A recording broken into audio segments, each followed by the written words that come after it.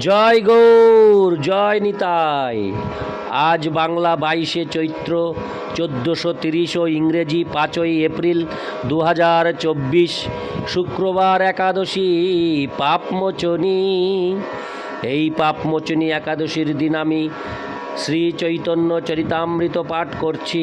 আজ আমি পাঠ করছি শ্রী চৈতন্য চরিতামৃতের আদি লীলার 2য় পরিচ্ছেদ, বস্তু নির্দেশ মঙ্গলাচরণে শ্রী চৈতন্য তত্ত্ব নিরূপণের শ্লোক 9 ও 10। অডিওর শুরুতে আমি আমার সকল ভক্তিমতী মা ও ভক্তবৃন্দের কাছে একটি আবেদন রাখতে চাই। এই প্রত্যেকটি অডিও প্রস্তুত করে আপনাদের কাছে পৌঁছে দেওয়া পর্যন্ত অনেক পরিশ্রম আমাকে করতে হয়। তাই আপনারা যদি কৃপাপূর্বক আমার এই অমৃত গ্রন্থ চ্যানেলটিকে সাবস্ক্রাইব করে এই চ্যানেলের অডিওগুলিতে একটি করে লাইক ও অডিওগুলি আপনাদের কেমন লাগছে এটা যদি আপনারা কমেন্টসে জানান, সত্যি আমি অন্তর থেকে খুব আনন্দ পাবো এবং আরও নতুন করে এই চ্যানেলে অডিও ছাড়ার ইচ্ছা প্রকাশ করব এবং আনন্দিত হব। তাই কৃপাপূর্বক আপনারা আমার পাশে থেকে আমাকে আশীর্বাদ করুন ও সহযোগিতা করুন। হরে কৃষ্ণ হরে কৃষ্ণ কৃষ্ণ কৃষ্ণ হরে হরে, হরে রাম হরে রাম, রাম রাম হরে হরে।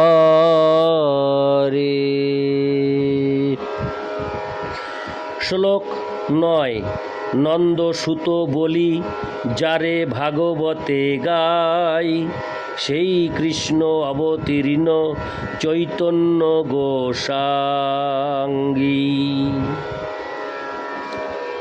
শ্লোকার্থ: নন্দ মহারাজের পুত্ররূপে শ্রীমদ্ ভাগবতে যার বর্ণনা করা হয়েছে সেই শ্রীকৃষ্ণ এখন শ্রী চৈতন্য মহাপ্রভু গোসাই রূপে অবতীর্ণ হয়েছেন।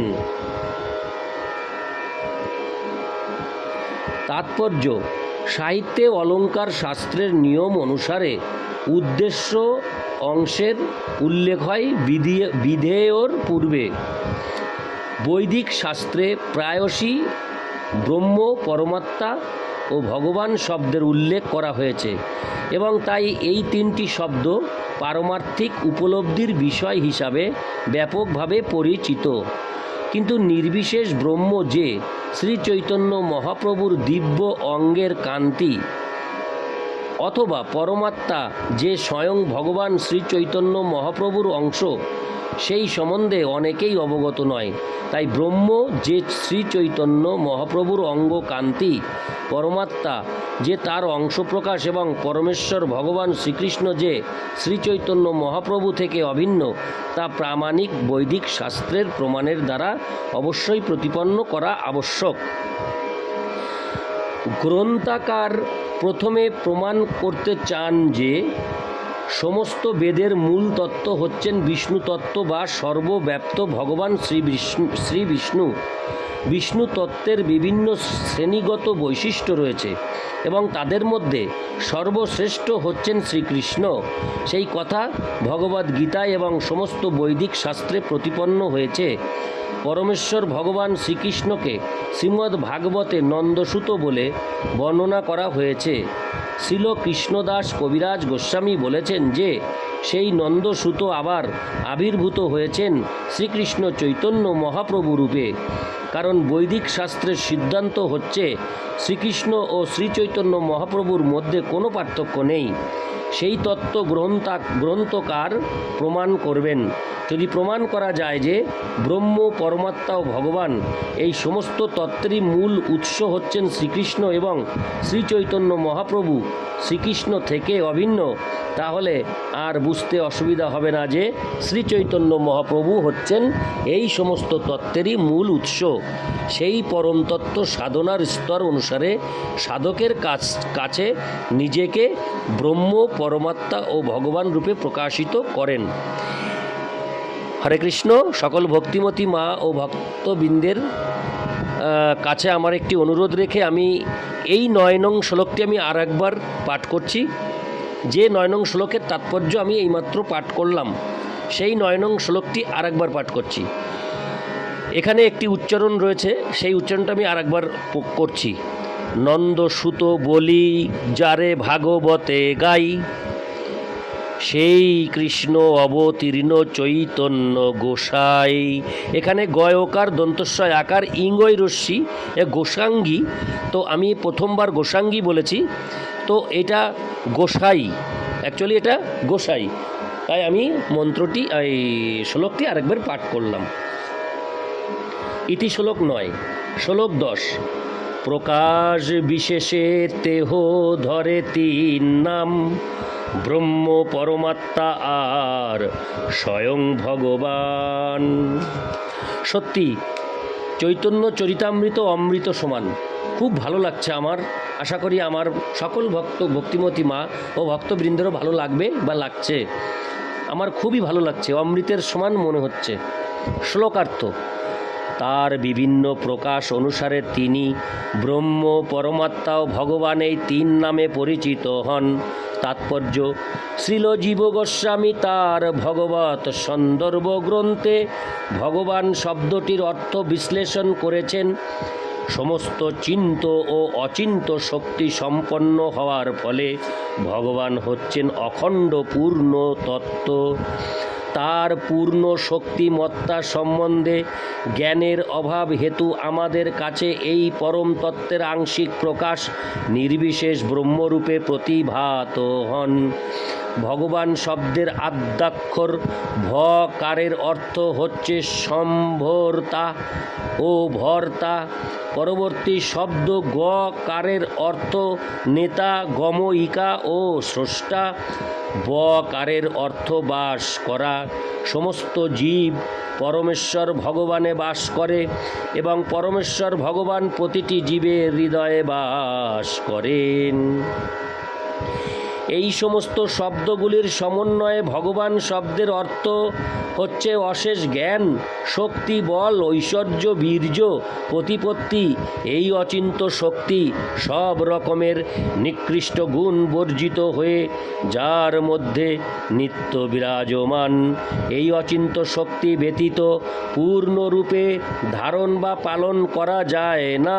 আধুনিক সমাজ প্রতিপালিত হচ্ছে বিভিন্ন বৈজ্ঞানিকদের মস্তিষ্ক প্রসূত বৈজ্ঞানিক আয়োজনের মাধ্যমে। সুতরাং আমরা সহজেই অনুমান করতে পারি যে যিনি তার অচিন্ত শক্তির মাধ্যমে অসংখ্য গ্রহ নক্ষত্র সৃষ্টি করে অন্তহীন আকাশে তাদের ভাসিয়ে রেখেছেন, তার মস্তিষ্কের ক্ষমতা কি অপরিসীম। মানুষের তৈরি একটি উপগ্রহকে ভাসিয়ে রাখতে যে কী পরিমাণ বুদ্ধিমত্তার প্রয়োজন হয় তা যদি একটু বিবেচনা করে দেখা হয়, তাহলে নিতান্ত নির্বোধ না হলে কেউই বলবে না যে মহাশূন্যে অগণিত গ্রহ নক্ষত্রগুলিকে কোনো উৎকৃষ্ট বুদ্ধিমত্তা নিয়ন্ত্রণ করছে না। বিশাল বিশাল গ্রহ নক্ষত্রগুলিকে মহাশূন্যে ভাসিয়ে রাখার ব্যবস্থাপনার পিছনে যে এক অতি উন্নত বুদ্ধিমত্তা রয়েছে তা অবিশ্বাস করার কোনো কারণ থাকতে পারে না। ভগবদ্ গীতায় পরমেশ্বর ভগবান এই সম্বন্ধে স্পষ্টভাবে বলেছেন, আমি প্রতিটি গ্রহে প্রবেশ করি এবং আমার শক্তির দ্বারা পরিচালিত হয়ে গ্রহগুলি কক্ষপথে স্থিত থাকে। ভগবান যদি গ্রহগুলিকে নিজের নিয়ন্ত্রণে না রাখতেন তাহলে তারা বায়ুতে ধূলিকণার মতো ইতস্তত বিক্ষিপ্ত হতো। আধুনিক বৈজ্ঞানিকরা ভগবানের এই অচিন্ত্য শক্তিকে তাদের মন গড়া নানা রকম জল্পনা কল্পনার মাধ্যমে বিভিন্নভাবে বিশ্লেষণ করার চেষ্টা করে, কিন্তু তাদের সেই বিশ্লেষণ অবাস্তব, অসমীচীন। ভগবান শব্দের ভ, গ ও ব অক্ষরগুলি বিভিন্ন অর্থবাচক, হরে কৃষ্ণ, বিভিন্ন অর্থবাচক। তার বিভিন্ন শক্তির মাধ্যমে ভগবান সব কিছু রক্ষা করেন এবং পালন করেন, কিন্তু তিনি নিজে ব্যক্তিগতভাবে কেবল তার ভক্তদের পালন করেন এবং রক্ষা করেন। যেমন রাজা বিভিন্ন রাজপুরুষ এবং প্রতিনিধিদের মাধ্যমে তার রাজ্যকে প্রতিপালন ও রক্ষা করেন, কিন্তু নিজে ব্যক্তিগতভাবে তার পুত্র কন্যাদের পালন করেন। ভগবান হচ্ছেন তার ভক্তদের পরিচালক। সেই সম্বন্ধে ভগবদ্ গীতায় বলা হয়েছে, ভগবান স্বয়ং তার প্রিয় ভক্তদের নির্দেশ দেন যে কিভাবে তারা ভক্তি মার্গে উন্নতি সাধন করে নিশ্চিতভাবে ভগবৎ রাজ্যে অগ্রসর হতে পারেন। ভগবান তার ভক্তের নিবেদিত প্রেম ভক্তি গ্রহণ করেন, যাদের কাছে তিনি হচ্ছেন পরম প্রেমাস্পদ। তার প্রতি ভক্তদের দিব্য প্রেম বিকশিত করার জন্য ভগবান অনুকূল পরিবেশ সৃষ্টি করেন। কখনো কখনো তিনি তার ভক্তের সব রকম জড়জাগতিক আসক্তি বলপূর্বক ছিন্ন করেন এবং তার সব রকম জড় প্রচেষ্টাগুলিকে প্রতিহত করেন, যাতে ভক্ত সম্পূর্ণভাবে তার শরণাগত হন। হরে কৃষ্ণ। এইভাবেই ভগবান তার ভক্তদের পরিচালক রূপে নিজেকে প্রতিপন্ন করেন। এই জড়জগতের সৃষ্টি পালন ও ধ্বংস কার্যে ভগবান সরাসরিভাবে যুক্ত নন, কেননা ব্যক্তিগতভাবে তিনি তার নিত্য পার্শ্বদের সঙ্গে নিত্যকাল ধরে দিব্য আনন্দ উপভোগে ব্যস্ত। কিন্তু তবুও তিনি তার বহিরঙ্গা জড় শক্তি এবং তটস্থা জীব শক্তির প্রবর্তক। তাই তিনি নিজেকে পুরুষাবতার রূপে বিস্তার করেন এবং তারাও তার মতো পূর্ণ শক্তি সমন্বিত। পুরুষাবতারেরাও হচ্ছেন ভগবত তত্ত্ব, কেননা তারা সকলেই পরমেশ্বর ভগবানের আদিরূপ থেকে অভিন্ন। জীব হচ্ছে তার অনুসদৃশ অংশ এবং তারা গুণগতভাবে তার সঙ্গে এক।